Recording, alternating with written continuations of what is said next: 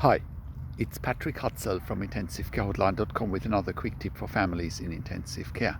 So today I want to answer a quick question from Tina and read out her question, and then the tip will follow. Hi Patrick, my dad is a 5-year glioblastoma brain tumor survivor. On May the 18th he was airlifted to Davis Hospital as the local hospital did an MRI and has seen that the tumor was back. He had surgery, took him 3 days to wake up from anesthesia. He said he felt fine and he could see. Next night they called me at 2 a.m. saying my dad was in respiratory distress and needed permission to ventilate him. I said yes. The next day he went into septic shock and had pneumonia. They had him hooked up to vasopressors and inotropes, and that was saving his life. I was told he beat that one too. It's been 3 weeks and he can't fully awake. He squeezes our hands when we ask questions and he wiggles his toes. He's responding. They put a temporary shunt into his head and he's scheduled for a permanent one on the 30th of June.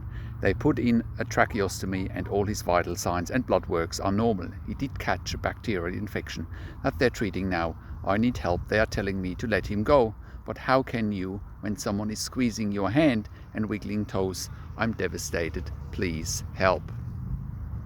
Well, thank you, Tina, for sharing your dad's situation, and I'm very sorry to hear what's happening there. Well, the short version is this: especially with brain tumors, it takes time to wake up, or you could say that across the board with brain injuries, it takes time to wake up. And the good news is your dad seems to be very strong. He seems to be beating all the odds. He survived the surgery. Now he's got a shunt.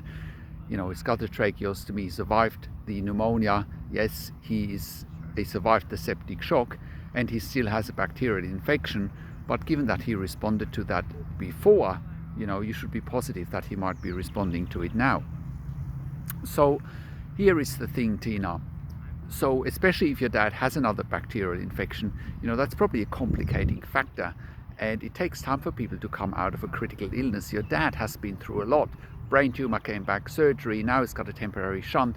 He's scheduled for a new one. He had a pneumonia. He ended up with sepsis. So your dad has been through a lot. And given that so far he's been beating the odds, you should definitely not agree to let him go. And how can you let go of a person that is awake? So you're right on track there. I mean, letting your dad go while he's awake, well, that's almost euthanasia, and euthanasia means hastening death, and that is illegal. The other thing is, if your dad is squeezing fingers and wiggling his toes, you should actually ask him, what does he want? You could ask him something along the lines of, Dad, do you want us to continue treatment? And if he's squeezing fingers as a yes, well, then you have the answer. And then you should go back to the doctors and should tell the doctors what your dad wants. It all comes down to your father's preference, not to the ICU team's preference. Ask your father. If he can squeeze fingers, he can answer you the question whether he wants you to continue treatment or not. And that is my quick tip for today.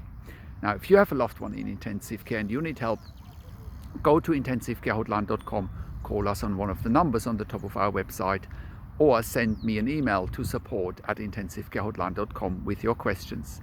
Like this video, comment below what you want to see next, and subscribe to my YouTube channel.